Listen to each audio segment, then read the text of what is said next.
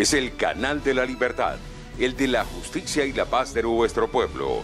La señal de las leyes y la transparencia. Ventana de la verdad. Por la Venezuela que todos queremos. Capitolio TV. Señor presidente, colegas diputados, Venezuela hoy está enlutada por un crimen que conmueve la fibra nacional. La tortura y asesinato del capitán Acosta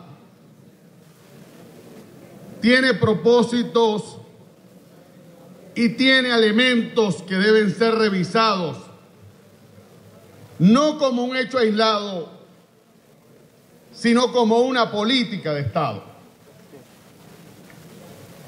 Antes, comencemos por decir que el capitán de corbeta Acosta no fue presentado en las 48 horas que corresponde, sino 8 días después. Que ante su detención hubo campañas para descalificarlo, para imputarle y para descalificarle desde las voces oficiales. Diosdado Cabello concretamente lo hizo, diciendo, ahí los tenemos sumando y sumando cosas que tenemos que sumar. Debe ser sumando el uso de la electricidad, el uso del bate y toda esa gama de torturas inhumanas y brutales que aquí fueron descritas por familiares de presos políticos. Vimos luego a Jorge Rodríguez señalar que este capitán estaba incurso en una conspiración militar y además se atrevió a decir que este capitán formaba parte de un plan para asesinar a Nicolás Maduro.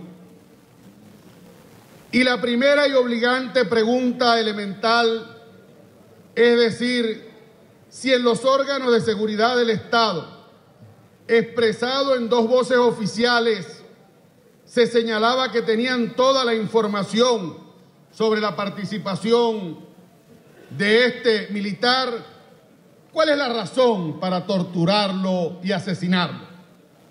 ¿Por qué se tortura y se asesina a alguien de quien se dice en sus voces oficiales se tiene toda la investigación y la información? Evidentemente, ese crimen tiene un propósito. Esa tortura tiene el propósito de enviar un mensaje intimidatorio a todas las Fuerzas Armadas. El capitán Acosta es la señal a la inconformidad de las Fuerzas Armadas, al reclamo de constitucionalidad de sus reservas morales. Es la muestra a las tropas que se quejan de hambre y de trato indigno, pero es también una muestra para toda la dirigencia del campo democrático, y buena parte de ella está aquí, de lo que es capaz de hacer el régimen en el desarrollo de una política terrorista de Estado. A este capitán nos acaban de mostrar el bufón del Ministerio Público, que otroramente lo llamaban poeta de la revolución, hoy fiscal sedicente, decir que hay 2 funcionarios involucrados en el tema. Esa es una mentira concertada y fabricada de manera hipócrita frente al país para tratar de lavarse la cara frente a una acción criminal brutal y persecutoria en el marco de una política de terrorismo de Estado. Nosotros creemos en la investigación internacional, pero hay gente que tiene que responder.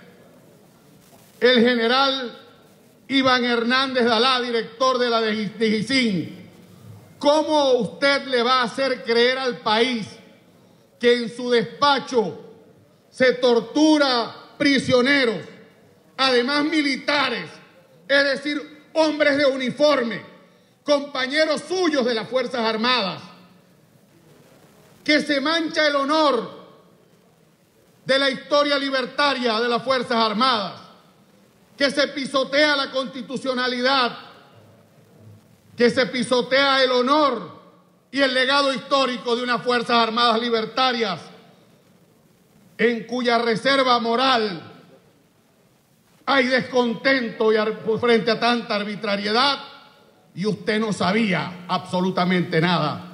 Señor General Hernández de Alá, si usted no sabía nada, usted lo que es un pendejo y debería irse para su casa. Debería irse y renunciar por un poco de vergüenza y decoro. Pero allí también aparece el mayor Alexander Granco Arteaga. No voy a perder mucho tiempo en describir este nefasto personaje, pero solo voy a señalar que participó en la masacre del Junquito y en el crimen de Oscar Pérez, que avergonzó a Venezuela frente al mundo.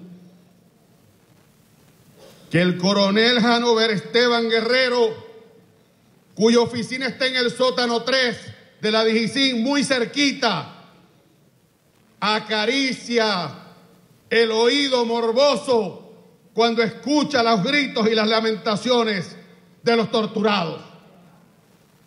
No me vengan con la historia del tabaco y el cuento de los dos funcionarios a quienes seguramente van a decir que son responsables y admitirán culpas, porque ustedes saben, y esto es lo que no puede decir el general Hernández de Alá, quien es el jefe de la tortura en la Dijicín, que no es otro que el coronel cubano Eliader Martínez, quien es el verdadero autor del crimen del coronel, y eso el mundo tiene que saberlo, que en Venezuela hay una dictadura transnacional o una dictadura desnacionalizada en la que se permite que cubanos, iraníes y rusos torturen a prisioneros venezolanos, y esa es una afrenta para las reservas morales de las Fuerzas Armadas, pero es una afrenta a los venezolanos de bien de esta nación. No es un hecho aislado, y está el recuerdo de Albán entre nosotros.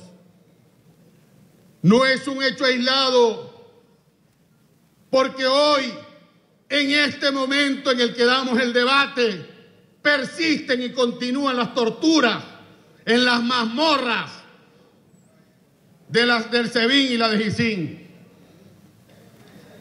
Señor Padrino López, usted no tiene nada que decir frente al hecho de que uno de sus soldados fue asesinado y torturado, porque estos funcionarios, salvo el cubano, que no es subalterno suyo, sino subalterno de Ramiro Valdés y de Díaz Canel, son todos subalternos de usted, y los salpican de sangre en sus manos. Y Nicolás Maduro cree que en 2 días este escándalo murió y con eso puede lavarse las manos.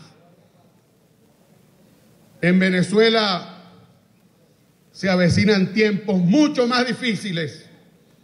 El crimen de este capitán y los últimos 10 días de represión más acentuada reflejan que esta dictadura transnacional o esta dictadura desnacionalizada va a arremeter con más fuerza y con más represión en una política de crímenes de Estado.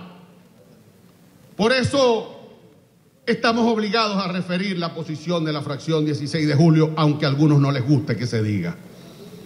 Nosotros tenemos varias semanas planteando el debate del 187.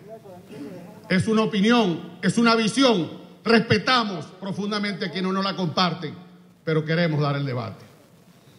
Aquí en esta asamblea se dio un paso importante. Se aprobó en primera discusión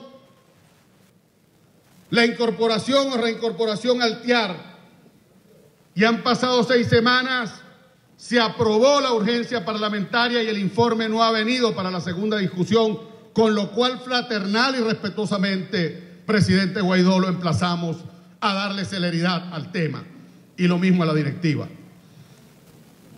Quienes creen que a este estado de mafias brutales, dictatoriales, a las nuevas versiones de Pedro Estrada y del Negro Sanz, estos deben ser los salvajes, los asesinos, los trogloditas, los torturadores, los sádicos del siglo XXI. Y el triste papelón de Jorge Rodríguez, convalidando en el celestinaje a torturadores cuando él fue una víctima familiar de la tortura. Pobre homenaje el que Jorge Rodríguez le hace a su padre, que fue muerto en manos de unas bestias también que lo torturaron, pero que a diferencia había estado y los encarcelaron para venir a alcahuetear una componenda y una campaña contra ese capitán que formaba parte de las reservas morales de las Fuerzas Armadas. Es muy grave lo ocurrido en Venezuela. Y a la comunidad internacional, ya termino, presidente, quiero decirle que los venezolanos no nos dormimos en la canción de todas las opciones, que queremos que las fulanas opciones, se llamen como se llamen, pasen de la retórica a la acción, porque los tiempos de otras partes no son los tiempos de esta nación, no son los tiempos del capitán Acosta asesinado, no son los tiempos de 200 oficiales que están presos, no son los tiempos de un niño que le quitaron los ojos a tiros ayer en el Táchira, y no son los tiempos de quienes mueren en las puertas del hospital, de los hospitales por falta de medicina y atención, pero sí mueren en las balas y en las covachas de la tortura de estos organismos. Venezuela ni se rinde ni se deja intimidar. No nos rendiremos jamás. Y si la comunidad internacional no pasa de la retórica, los escenarios descritos por el colega Eustoquio Contreras no se harán esperar. Ustedes tendrán y todos tenemos una responsabilidad con este país. Cada quien que asuma lo que le corresponde. Es todo, señor presidente, colegas diputados. Este es el canal de la libertad, el de la justicia y la paz de nuestro pueblo. La señal de las leyes y la transparencia. Ventana de la verdad. Por la Venezuela que todos queremos. Capitolio TV.